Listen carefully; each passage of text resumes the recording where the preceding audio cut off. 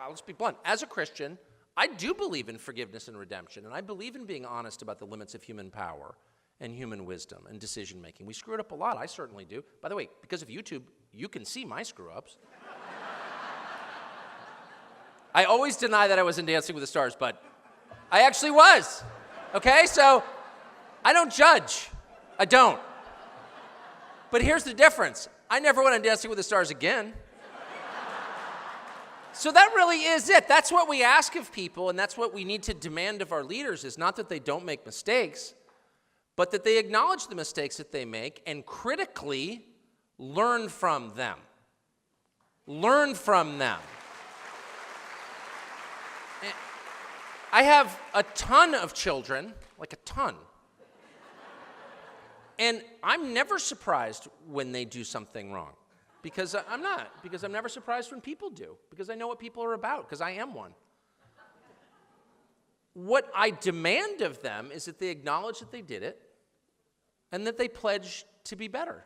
That's it. That's all we can ask. It's all we should ask.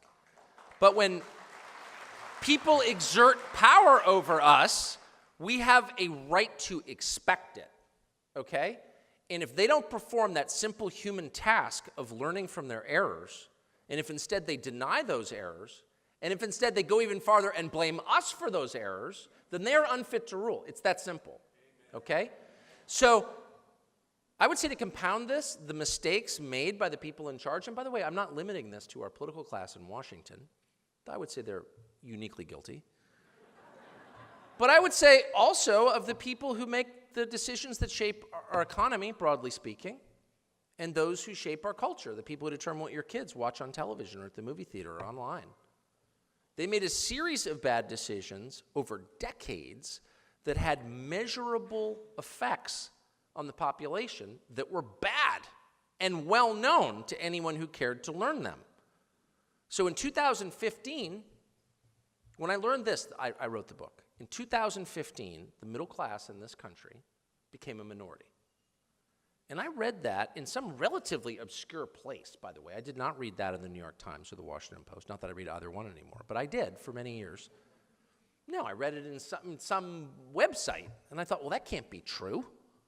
So I checked, and it was true. And I thought, well, I'm in the news business. My job is to follow developments, big and small, sometimes picayune, really small. This is not only a major development, it's a pivot point in the history of the country.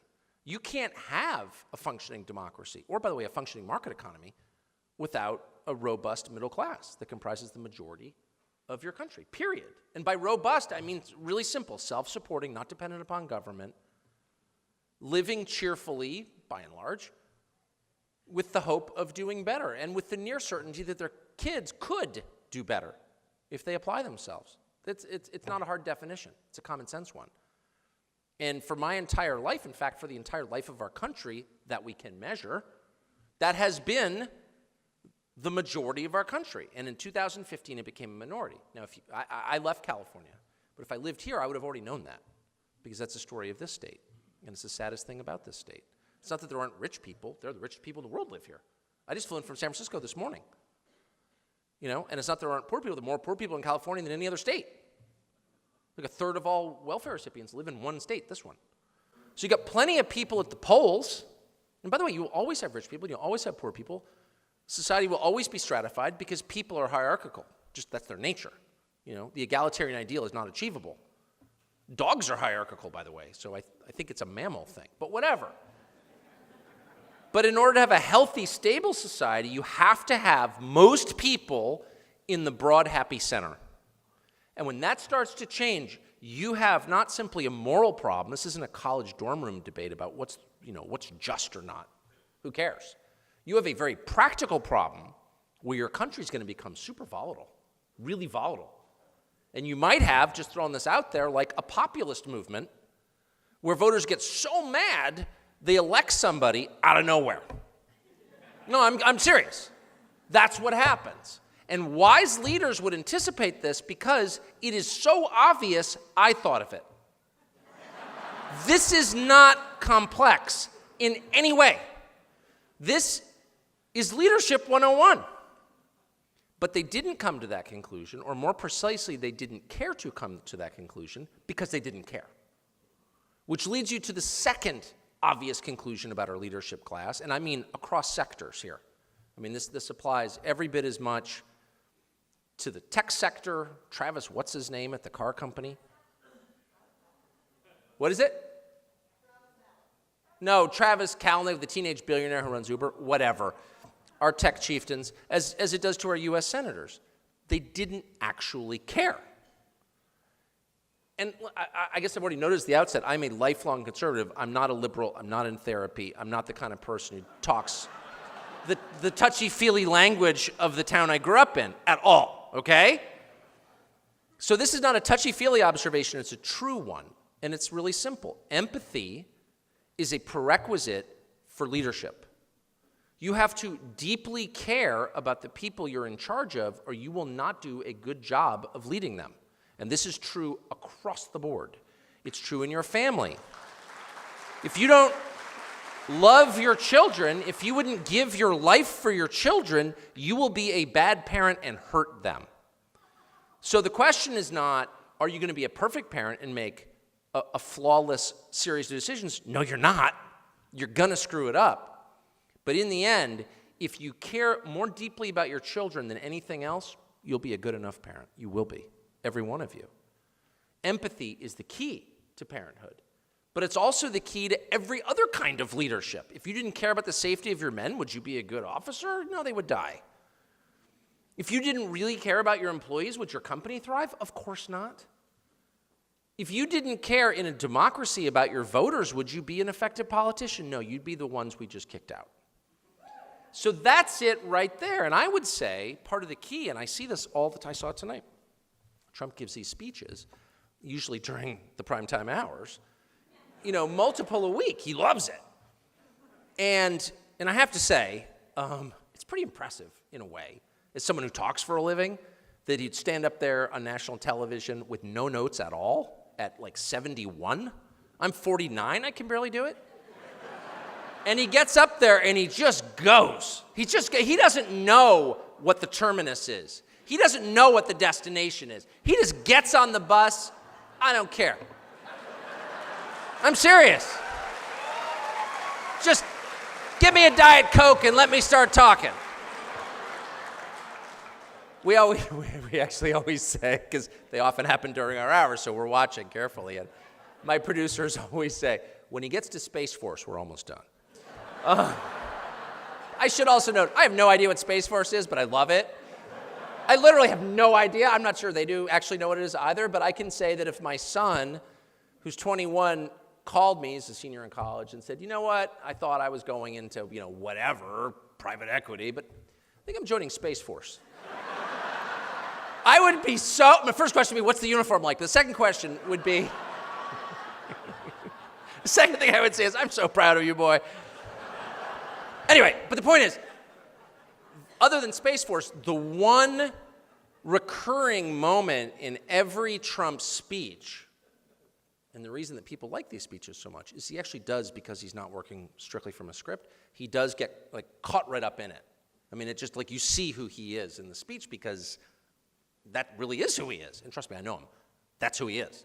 It's exactly, less profanity, probably slightly less, but that's actually him. And he gets so caught up in it, there's always one moment where he looks out and they start cheering him, and of course he loves that, and he goes, you know what? I love you. I love you. First of all, who talks like that? The answer, of course, is only people who mean it. And by the way, there are many kinds of love. I don't know if this is a love that's gonna call you the next day. I don't judge. But in that moment, it's totally real. It's 100% real. He stops in the middle of this, he looks out and he's like, you know what? I love these people. And because he's emotionally incontinent, he can't keep that in. And no, I'm not joking. And the first time it happened, having spent a whole lifetime watching political speeches, I'm like, what was that? And then I realized that was an authentic moment. And the crowd understands that, not because they think about it, but because they can feel it. Because the truth, the deep truth Underneath all of it is we know who you are. This is true of everyone. A lot of our conversations are pure 100% pretense, where we're all overthinking things and rationalizing them and going along with someone else's rationalization when the truth is right in front of our faces. You meet someone for 2 minutes and you know who that person is. You can smell it. It's an animal sense that we're born with. And other species don't override it with their higher brain, but we do. And I always tell my children, don't do that. If you think someone's dishonest, if you can smell it, he's dishonest. That person's dishonest. And I'm sorry to sound like a Democratic senator now. I do believe in due process, by the way. I don't think we ought to imprison anyone on the basis of odor. But I do think because I believe in fairness, but I do believe in our personal lives, we always know who other people are. Always. Who is really shocked by anything we've learned about any president, ever? Yeah, Bill Clinton with an intro. Oh, I can't believe it doesn't sound like the Bill Clinton I know. What? Yeah, it does. Everything I have learned about Trump, good and bad, I'm like, yeah, I know the guy. Not because I went to high school with him, but because I've talked to him and I've watched him. It's true of everybody. I mean, I always say to my children, the upside is, it's not all bad. Like, you think you're hiding things about yourself. Like, you're really envious, or you're an alcoholic, or you're sort of secretly mean, or whatever your kind of hidden sin is. Everybody already knows that, actually. It was like a bad toupee. You're like, I'm fooling them now. No, you're not. Not for 1 second. People are like, there's something weird about your hair. They don't say it, but they know it. And as I always say to my children, it's kind of horrifying to realize that every time you interact with another person, you are stripped bare. You really are stripped bare. But the good news is a lot of them love you anyway. Like, it's actually not worth pretending when you start to think about it. They already know. And the one thing they know about Trump is that in his way, he does love them, actually. He does. And maybe it's a fleeting love. I don't know what kind of love it is. But it's a lot more love than they're getting from anybody else in power. It's true.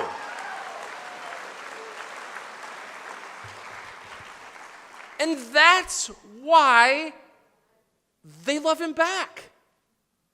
It's so not complicated. It's actually so helpful. I said at the outset, being shallow is just like the greatest gift I have ever. I'm not kidding. I would recommend it. Younger people say the news is full of lies. In Kennedy's motorcade. 239 female cell death of Jeffrey Epstein.